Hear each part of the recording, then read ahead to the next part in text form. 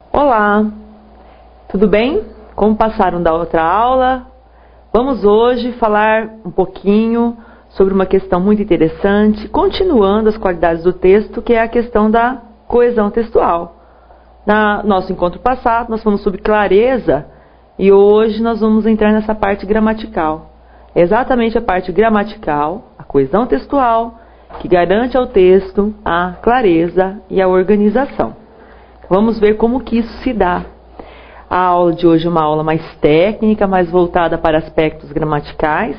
Então, temos que ter um pouquinho mais de paciência, temos que desbloquear um pouquinho, né? Algumas pessoas aí têm trauma de gramática, acham difícil, acreditam que nunca vão conseguir entender a gramática. Então, nós temos que nos livrar desses preconceitos, dessas ideias, né? E um dia a gente tem que encarar mesmo a gramática e dizer assim, vou aprender, vou entender. Talvez seja esse o dia. Aliás, eu espero, né, que seja esse o dia. Eu vou dividir nossa aula em duas partes, para não ficar cansativo e também para eu poder fazer uma divisão entre as abordagens. A aula de hoje, então, a aula número 1, vai começar definindo o que é coesão. Então, vocês vão perceber que nós vamos usar palavras como organização, palavras como ligação entre ideias, porque é isso que os elementos coesivos fazem, eles ligam as partes do texto. Então, a primeira definição sobre a qual nós devemos pensar bastante. O que é um bom texto? O nosso ideal de vocês no concurso público, no Enem, no vestibular, numa prova de admissão em alguma instituição. O que é um bom texto? É aquele produzido com a organização de palavras que se unem adequadamente umas às outras.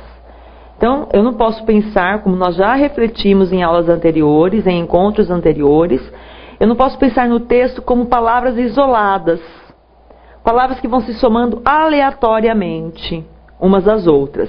Eu tenho que pensar no texto como essa organização de palavras que se unem dentro de um sistema linguístico, que nós aprendemos lá em tenra idade, na nossa família, observando nossos pais, sendo corrigidos por eles, pelos nossos familiares também, e mais tarde pelos professores.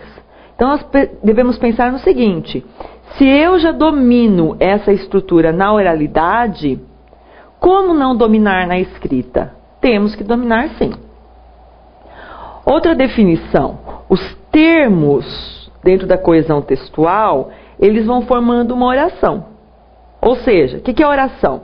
É aquele conjunto de sujeito, ser sobre o qual declaro algo, verbo e seus devidos complementos ou adjuntos. Então, essa junção forma uma oração e o aglomerado dessas orações vão formar os períodos. O que é período? É aquilo que vai da letra maiúscula até o ponto. Ponto final, ponto de exclamação, ponto de interrogação. Isso é um período. Por sua vez, os períodos vão formar parágrafos e os parágrafos vão formar o texto por inteiro dentro de uma organização. Então, a palavra organização é muito importante. Um texto desorganizado indica que você não pensou no seu leitor. Um texto desorganizado significa que você ainda não tem aquela habilidade para pôr as palavras numa determinada sequência que atendam à clareza textual. Então, a coesão textual, ela deixa de lado um pouco o significado das palavras e ela passa a explorar essa ligação entre as ideias, essa união. Vamos ver mais tarde como isso se dá. Essa união ou ligação entre os elementos de um texto deve apresentar um sentido lógico, coerente. Para isso, é necessário observar as relações de sentido existentes entre eles. Então, hoje nós vamos falar muito sobre relação de sentido. Qual a relação de sentido entre esses enunciados? É essa expressão que marca a nossa aula de coesão textual. Mas quero chamar a atenção também para a expressão sentido lógico que está aqui colocada. Sentido lógico indica que eu preciso dar ao meu texto uma linha de raciocínio. Ora, se eu usei uma relação, uma ideia inicial de causa e uma ideia secundária de consequência, qual expressão ou qual palavra vai unir essas duas ideias? Tem que ser uma palavra ou expressão que indique causa e consequência.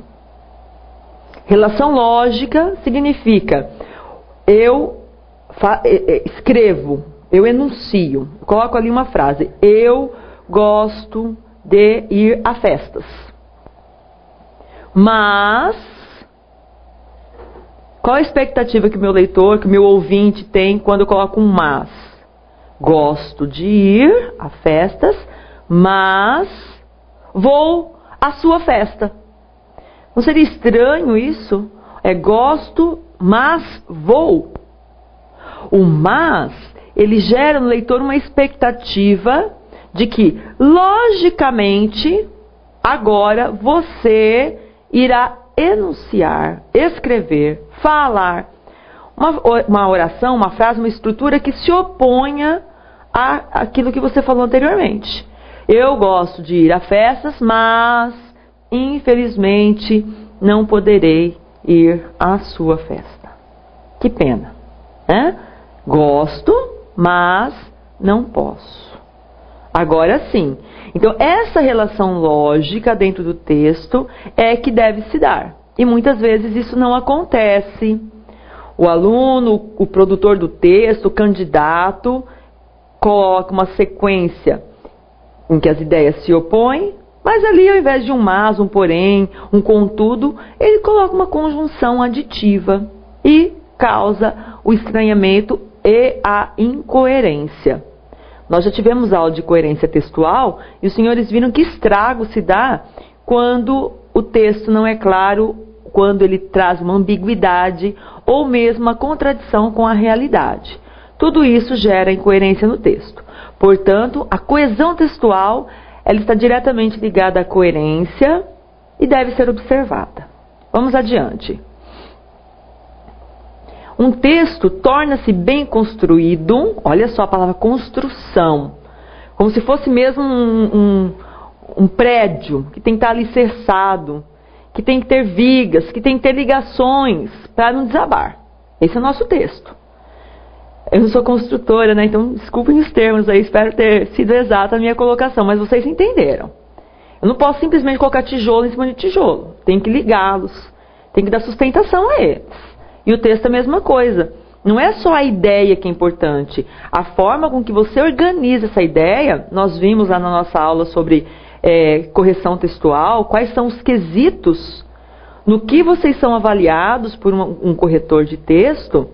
E lá estava bem claro a construção, a coesão, a utilização desses elementos.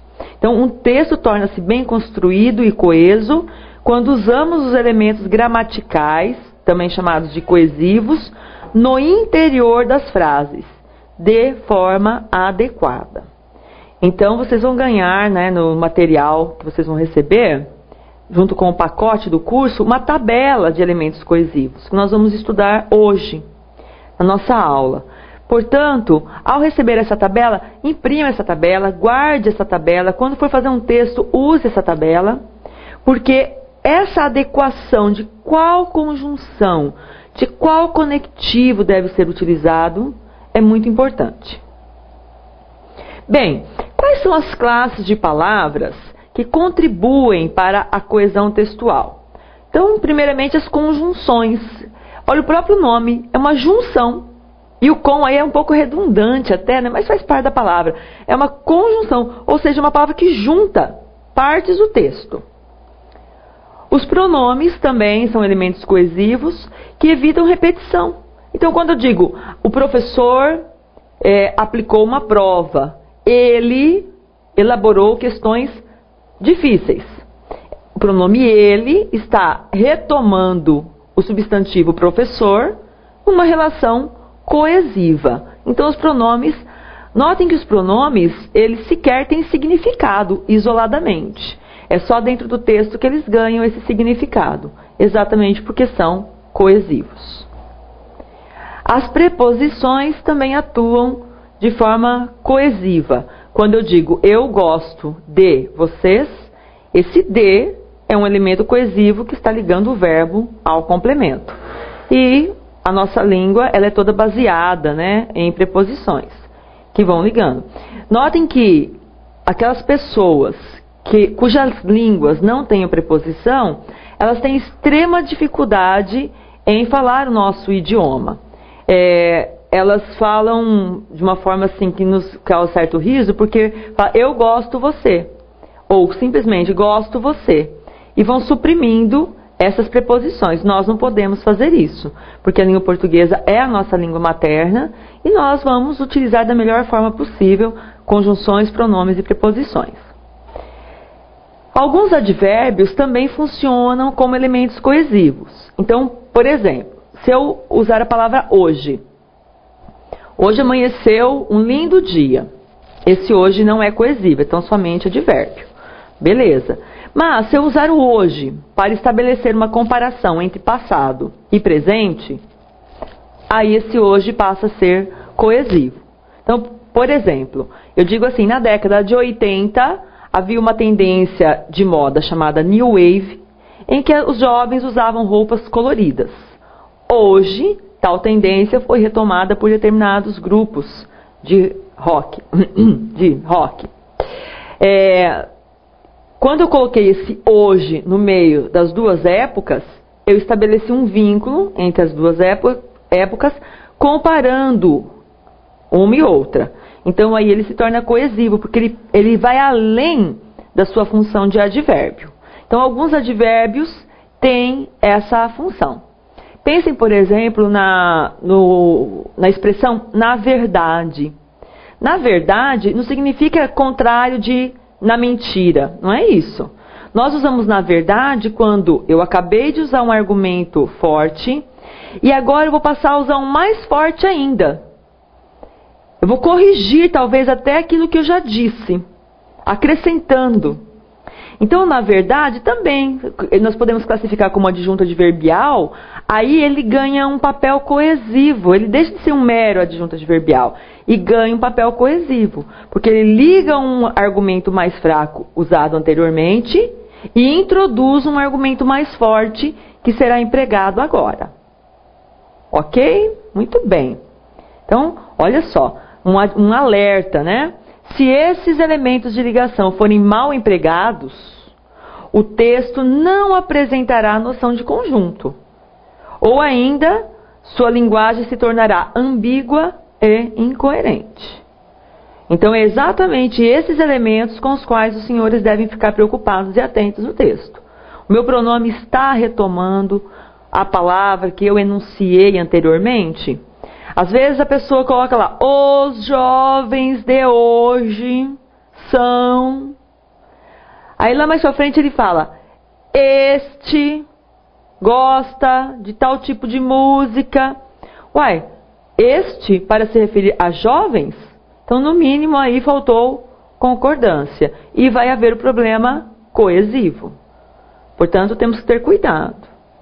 A minha conjunção adversativa está ligando ideias opostas? Sim, então está correto. Eu preciso, portanto, ter atenção a esses elementos. Vamos ver essa situação. Então eu digo assim, ó, a avó pediu para o menino sair do seu quarto. De novo. A avó pediu para o menino sair do seu quarto. De quem é o quarto? Pausa para uma reflexão profunda. Vamos lá? O quarto é da avó? O quarto é do menino? Ou o quarto é o seu, de uma terceira pessoa? Vamos de novo. Eu chego em casa e alguém fala para mim, olha, a avó pediu para o menino sair do seu quarto. Do meu quarto? Do quarto dela? Ou do quarto do menino? O problema aqui nesse caso é a utilização do pronome seu, que não dá uma informação precisa para o ouvinte, para o leitor. Eu teria que reestruturar essa frase de tal forma que eu tivesse a certeza de quem é o quarto. Não vem ao caso agora essa reestruturação, porque o exercício virá um pouquinho mais à frente. Mas é só para vocês terem uma amostra grátis daquilo que eventualmente aparece em nossos textos. Se o leitor tiver que parar a leitura para tentar entender aquilo que você não conseguiu transmitir no texto, esse texto já vai ser penalizado, vai perder nota, porque o texto tem que ser claro, coeso e coerente. E não é atribuição do leitor, do corretor, buscar essa clareza. Quem deve dar essa clareza é quem produz o texto, ou seja, você. Muito bem. Em síntese, a coesão textual refere-se à forma ou à superfície do texto. O que significa isso? Quando o corretor, quando o professor, quando o especialista na área pega um texto e ele se propõe a analisar a coesão textual, nós deixamos de lado o significado, vamos dizer assim, ideológico do texto. Não estamos analisando a argumentação. A coesão textual, como está escrito aí, ela se refere à forma, à superfície, à organização do texto. As ideias estão bem ligadas, é isso que nós analisamos. É o aspecto gramatical mesmo da redação. Ela é mantida por procedimentos gramaticais, pela escolha do conectivo adequado. Então, essa adequação é que nós devemos buscar sempre. E consiste na conexão dos diversos enunciados que compõem o texto. Como eu falei, aquela última linha, aquele último período do seu texto tem que estar ligado em uma sequência lógica ao parágrafo anterior, e ao anterior, e ao anterior, de tal maneira que o seu leitor perceba que há um eixo lógico. As palavras, umas puxam as outras, umas justificam as outras. Seu texto é assim? Então ele é um bom texto. Se ele não for assim, merece passar por uma revisão. Bom, vamos fazer uma verificação. Vamos entender isso dentro do texto. Então peço que vocês acompanhem a minha leitura.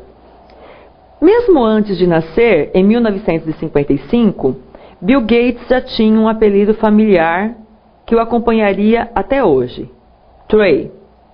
A ideia surgiu da necessidade de distingui-lo do pai e do avô, ambos também chamados William ou Bill no diminutivo. Desde a adolescência, Trey tinha espírito empreendedor. Então vamos fazer uma pausa para nós entendermos o seguinte. Quando eu grifei ali para vocês a ideia, a expressão a ideia, a que ideia o texto se refere?